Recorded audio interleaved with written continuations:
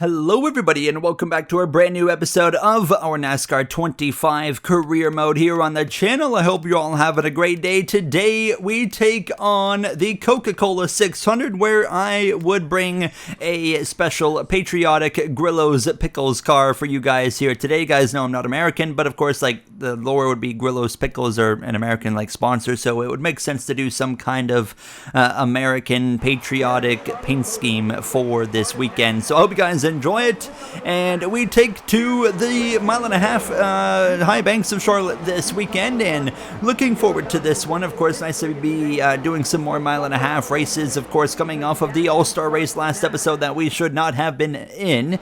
I was really not a fan of how like that race works. Like there's no showdown, so it's just like all of a sudden, I guess, so they took the drivers that made it in from the showdown from IRL and put them in the All-Star race. I don't know, I just really wasn't a fan of that. I think that we should have actually allowed the game to determine who makes the All-Star race and not just go off of real life, and especially like why was I there? I don't know. But we can focus back in on points racing here this weekend now from Charlotte, and I'm really excited, like I said, for this one, and I'm just excited to kind of rip the wall and just see what we can do, and hopefully just have a really competitive weekend. And we've got 4 stages this weekend on top of that. It is a 4-stage 100-lap race. Well, you do the math, it's 25 laps per stage, which means we will have to make a pit stop in every single stage as well. So that's going to be interesting as well to see the potential strategy that we could eventually come across throughout the entirety of this race. Now, as overall was lacking some speed in practice, the car felt a little bit on the tight side, so probably going to have to adjust on that going forward, but we'll wait and see how things work out in qualifying and whatnot. But we were dead last in practice, kind of back to where we were earlier in the season on the practice side of things, and Kyle Larson was at the top of the board. So clearly that number 5 HendrickCars.com Chevrolet looking very strong, and wow, shocker, Kyle Larson and William Byron, the top 2 on a mile-and-a-half in practice in NASCAR 25. Surely they won't be the top 2 in qualifying like they are on every other single mile-and-a-half, correct? Well, let's wait and see. As we come through into qualifying now, and as we head down into turn 1, you see that sponsor goal as usual. Top 25 is what they want us to aim for now as we glide up to the wall. Definitely feeling a little bit of that tightness now as we head down the back straightaway towards turn number 3 and 4. Just trying to hook this thing up, get down to that blue line. If I would have changed anything, I would have actually tried running a higher line and see how that would have affected my lap. But still, overall, as we exit turn 4 down the front straightaway to the start and finish line, it's going to be P26, just shy of making that top 25 goal. Who could have seen that coming? William Byron's up pole. Oh my goodness, Kyle Larson's in second. Wow, big shock there. I am getting so tired of the same exact drivers on these track types running the exact same every single race. But you can't do anything about it, unfortunately. But we're going to do everything we can to spice things up here this weekend. As well, we have our teammate of Martin Truex Jr. in the field this weekend for the second time this season now as we head to the grid. This is Sunday afternoon, or Sunday evening, I should say, and we are ready to get racing now for this Coca-Cola 600 now, as we'll see the flyover momentarily. Here they come now. I mean, it's patriotic weekend, and there's nothing more patriotic than that right there, as we are ready to take the green flag. We got strapped in this Grillo's Pickles number 85 Tricon Garage Toyota Camry, and here we go now from the middle of the grid. It's going to be green flag waving.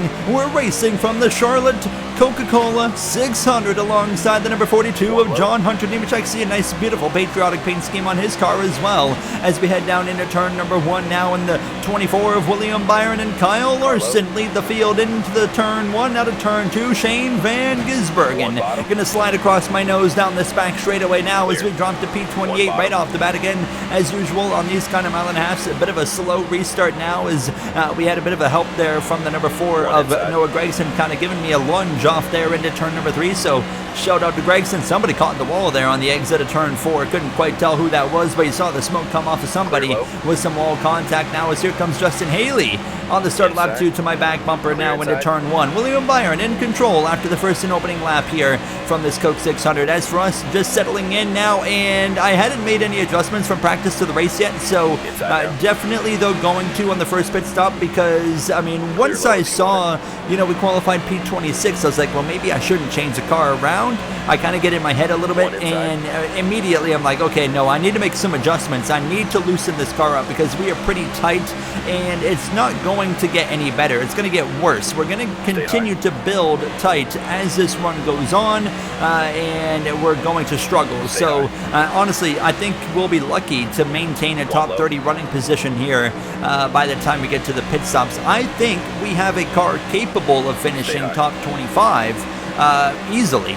We just need to loosen this car up now. As we get a big push from the 7 that allows me to the inside of the WeatherTech 88 of SVG. Just hoping we don't come together here today in Charlotte. Now as we continue side by side out of turn 4, down the front straightaway now, and we got, who's that, 34? Todd Gillow in there, just behind myself now, giving me a nice shot, but then as we head into turn 1, he's going to dive to the inside here on lap 5, and he's going to try and take the position. I can't really fight it a whole lot right now because I'm just too tight, so really unfortunate situation. We're just going to have to be patient and wait for the pit stops to come now. As lap 7, here comes Noah Gragson now to the inside, and again, I'm just too tight, so I can't get to the throttle when I want to, and therefore we just continue to kind of drop down the track position order. As here comes now the 7 of Justin Haley to my inside, Ty Dillon as well. We're going to drop down to 33rd, and my teammate Martin Truex Jr.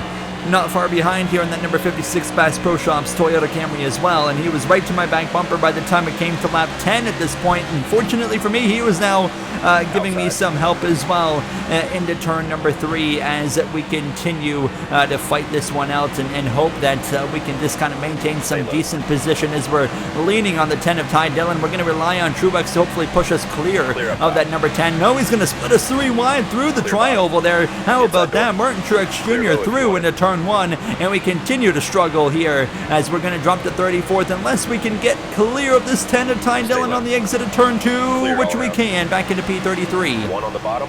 It wasn't long, however, until he was back up my inside. Now lap 13 into turn 1. We're halfway through stage 1, and there he was passing me back. So back down to P34, and not happy right now with the situation, because I know we got a car that's could easily run 10 positions better than it is.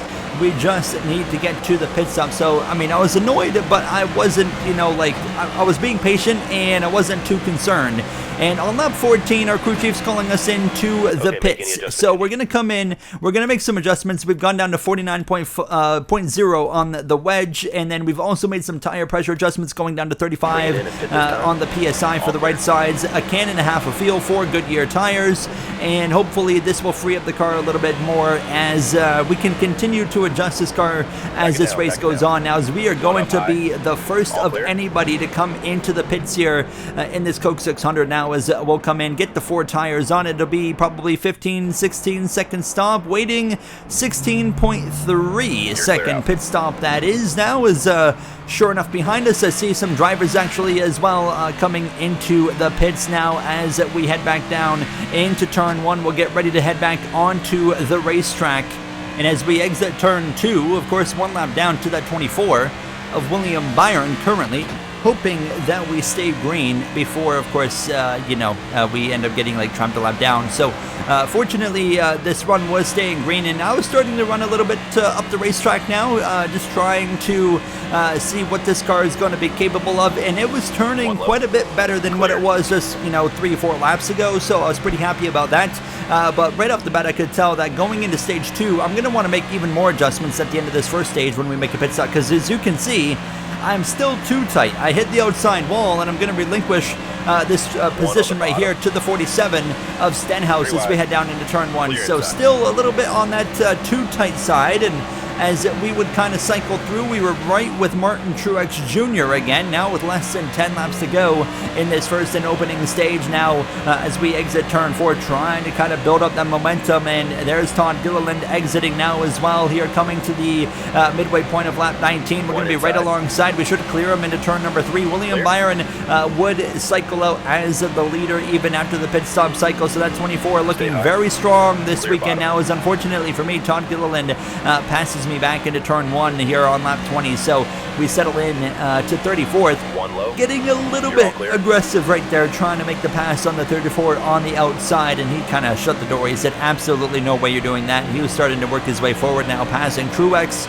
as we're coming up on the final couple of laps now in stage number 1. William Byron's really not that far behind me. We're crossing the line, and he's exiting turn 4 right now, but fortunately, there's only 2 laps to go for the leader of this race in stage 1, and we still got 3 more stages to go. This felt like a really long first stage, but there's been a lot kind of to dive into here in this stage now as we start the final lap ourselves of stage 1. William Byron off of turn 4 down the front straightaway. He is going to easily take the first and opening stage here from this Coca-Cola 600, a playoff point there to the 24, 10th place waiting for them to cross the line.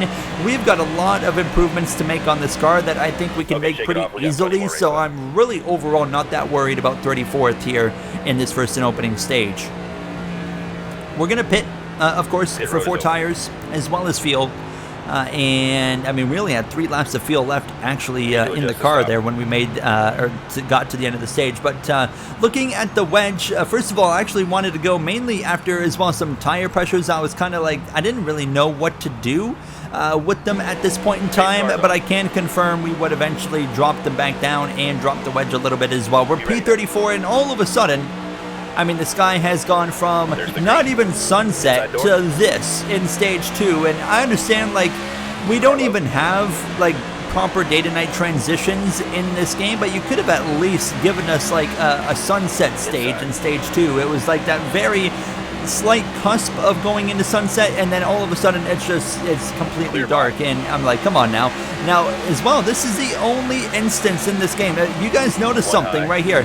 There's motion blur on the racetrack. The only instance in this game is when it's nighttime at Charlotte. There is motion blur. That's literally the only time you've got motion blur here in NASCAR 25. So finally, we get to have this cool combo now, but for whatever reason, it was doing something weird off the front hood. As you see, like a clear graphical bug on the car right there, coming off of like the Pickles, the Grillo's Pickles sponsorship. So that's really odd. But for the actual race that we're in, as we're going to focus on that, we got ourselves still not running great, but as we continue to log laps here now, I'm feeling more and more confident that we're going to be able to move our way forward. And here we go now to the inside of the Bass Pro Shops, number 56, down this front straightaway now to cross the start-finish line, and things are looking a little bit better now. Stuck on the inside, I really want to be up higher, running towards the outside wall. Still, now, actually, hold on, we got trouble. Trouble there, down the back straightaway. That's the 48. Alex Bowman has gone crashing out of turn 2 down the back straightaway, and I feel like he's crashed like the last couple of races now outside of the All-Star race. So everyone's going to stay out though, because we cannot make it to the end if we were to pit right there. So as we get ready to go back green, Alex Bowman brings out the first caution for cause, as we'll retake the green flag. Bowman comfortably in the playoffs currently now, as we are on lap 7 of 25 at this point now, as we head down into turn number 1, following that 56 of Martin Truex Jr. here. Now on my outside, you got the 44 of JJ Yaley as we continue on. Lap 7 is still, I mean, what is that, lap 32 of this race overall, so we have got a lot of racing still to get through here in this Coke 600. Going to be the longest race we probably do all season long outside of the Southern 500 when we get back around to the playoffs. Another thing, looking forward, we as well, starting in Nashville next episode, the bracket challenge, the in-season tournament actually starts as well for everybody that's in the top 32 in the standings, and we are comfortably in the top 32, so we will be in the bracket challenge as well. So that's something I'm looking forward to being part of. So yeah, stay tuned next episode when we kick off the in-season tournament. I think that's going to be a lot of fun. Obviously, I have to do it manually because the game doesn't have it, as I just made a very costly mistake right there. Caught the wall in turn 1 and 2, and that is a sign that clearly we still need to make adjustments to loosen up this car. We are down here again in 35th with Truex now, our teammate. At least we're not like being outran by our teammate. That's like the one promising thing from this race so far now, as we continue on now at this point to lap 14 to 25. We got more trouble. That's John Hunter Nemechek into the outside wall, and Gilliland gets a piece of it as well. Caution is out. William Byron and a few others would elect to pit, and I decided as well to pit because if you pit now, you can make it to the end, and if you don't, you cannot make it to the end of the stage. And 35 cars elected that they don't want to make it to the end of the stage on fuel. That makes no sense.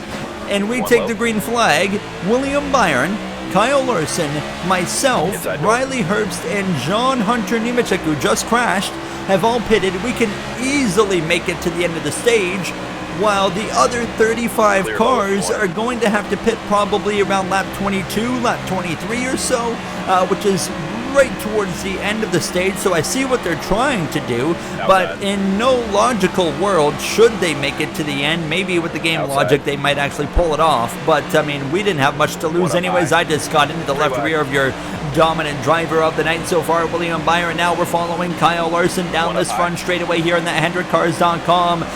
Beautiful paint scheme right there that he's got on that car this weekend. Now into turn 1 to the inside of the 51 there. Cole Custer right in front of us now, as it will try to keep following that 5 car as we exit turn 2, and all of a sudden we got one heck of an opportunity to gain some serious track position. This is the moment that can completely change our race going into these final 2 stages now. To the outside, ripping the wall, passing Van Gisbergen as well as Haley, and now we're into P26. Of course, only need a top 25 for the sponsor, and into turn 3 we continue forward, now making a pass on Ricky Stenhouse Jr. Look at the run we've got on Hocevar and Gregson as well. We'll split 3 wide to the inside. Gregson covers it. We're going to go for the pass in the grass, Earnhardt style. Gregson leaves us no room into turn 1. He crowns us onto the apron. We come together. We crash hard into the outside wall, and the caution flies, in stage 2 will come to an end in dramatic fashion, and everyone that stayed out just reaped the benefits from that. And Noah Gragson did not leave me room,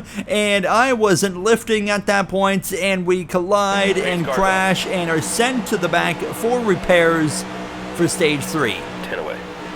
I don't feel like I did anything wrong there. If you saw the external view, you saw Gregson had plenty of room to his right, so I just failed to understand why he did not leave me any room going into the corner. I had thought that when we went through the grass, came back up on the track, he would maybe actually leave me some room, and he didn't. So it is important to mention everybody that did pit originally there stayed out. So now William Byron, Kyle Larson, they're back up front. John Hunter Nemechek's up there as well. Riley Herbst is up there. And of course the 35 cars that didn't pit originally all pitted there, including myself as well, unfortunately. I mean, unfortunate situation, but we just got to go forward. And I had continued to make adjustments on this car, basically making it looser and looser. I felt like I was just freeing this car up every single pit stop at this point now, and I'm confident we can still salvage a really good day out of this. But I mean, stage 3 is now going to simply be about just rebounding into a decent spot to set us up for stage 4.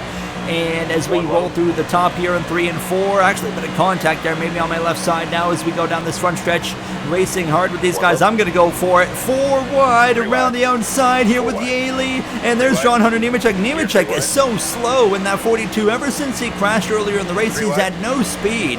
And we are breezing past him. Keep in mind, he was leading at the start of this stage, and we are just hitting lap 7, and he's about to be dead last at this point. Riley Herbst is not far off. Difference is Nemechek has slow speed from damage. Riley Herbst is talent speed right there now, as we will go to the inside of him into turn 3, and we'll pass him. So we're starting to work our way back forward again, and it's been one of those weird nights where I feel like we got a top 25 car, and We've barely even scraped the top 30 at times, but we have gotten up to P32 by the time we come to lap 11 here on stage 3, and we're to the inside of the 7, and we got Truex here, we got Ty Dillon just up in front. Tyler Reddick now leads the race, actually, so we've had a bit of a change up in our running order up front, but as we continue on, I mean, the confidence starting to build back up. I'm like, well, we might actually be able to pull this top 25 off, but we still got to get through this 3rd stage and the 4th stage as well here. So there's still a good chunk of racing now as we've come to lap 13, approaching 14. The fuel light has come on, so we are going to have to pit. And I kind of stalled out right here when I got to Truex, and it was because I was getting too tight right here against the wall. So I knew, again, I'm going to have to continue to free up this car. Someone's into the pits there. I'm not quite sure who that was. It might have been the 54. I saw a red and white car. But on lap 15 now, I am going to come in as well for 4 tires. The wedge is at 48.5. At this point, we're coming in behind Stenhouse, Zane Smith, and others as well. And we'd come in, we'll get the 4 tires in the field. Waiting. It's going to be a... hold on, 16.3 again as usual, and we'll come out just behind the 47. Have to be so delicate on throttle in this game when you're exiting the pits, and clearly we lost a good chunk of time to the 47 and everybody else. There goes Riley Herbst passing me, so how in the world did he get out in front of me? That shows you how much time you lose in the pits compared to the AI. Even John Hunter Nemechek is passing me, so now I'm a little bit concerned about where we're going to end up here in stage 3, but I mean, we were very quickly ripping past the 42. There's the 7. Okay, here's the 56 of Martin Truex Jr. as well down the back straightaway. We should be able to pass him hopefully here within the next lap or 2, and ripping the top in 1 and 2 on lap 18. We'll breeze around the 56, and we're still in the at least top 30 conversation if we can just go past one more car, which is very easy to do when it's the 35 of Riley Herbst who tries to shut the door. I jump to the inside. We should be able to clear him into turns 3 and 4, and there we go. Top 30, here we are. Now we can focus in finally on that top 25 goal. Not necessarily this stage, but for stage 4. So as we come through, there's just a few laps to go at this point in the stage. I would make a costly error again of catching the outside wall just a bit. This time, at least, I didn't get knocked completely out of control. But that would allow the 35 and the 56, as well as the 7 right here into the conversation. I jump back up to the outside. This is where I'm most confident in running, and Justin Haley has passed both the 56 and the 35, and he's now to my inside, and Haley would actually pass me on the run down into turn 1 coming around to lap 23. I just didn't have anything for him, so it looks like we'll probably end up 31st here in stage 3, which at least puts us in a decent spot going into stage 4. As we come through to the start of the final lap, Tyler Reddick would win stage number 3, and now we're just waiting for 10th place across the line. We actually have a run back on the 7 of Haley, so hold on, we'll pull to the inside. You never know, could we get him? No, we cannot. Caution's out. Stage 3 is over, and now it's, you know, we got to make it happen. We got one more stage to get to the top 25 to meet the sponsor expectation, and it's not going to be easy. We are going to come in for 4 tires. We're going to come in for fuel, and as well more tire pressure adjustments potentially. You can see I've really messed with my tire pressures at this point now, and we're going to go even further on the right side just to hopefully help this car a little bit more. So here we go. Be ready now. Stage 4 about to kick off here from this Coca-Cola 600 here from Charlotte Motor Speedway, P31. How far can we get up the field? Of course, top 25, that's what we're aiming for. Now it's 25 laps to go in this Coke 600. It's been a long, grueling race here. Now we've had the ups and downs, and we had the crash with Gregson. We've hit the wall a few times. It's been a very, very kind of, you know, frustrating, disappointing race, but we have stayed kind of calm, cool, and collected, kept our head in the game, and we're still at least in the conversation to get that top 25. Tyler Reddick looking for his first win of the 2025 season. Ryan Blaney's up there as well in the conversation. Somebody's into the outside wall on the exit of turn 4 again, as we're now into the top 30, passing the 7.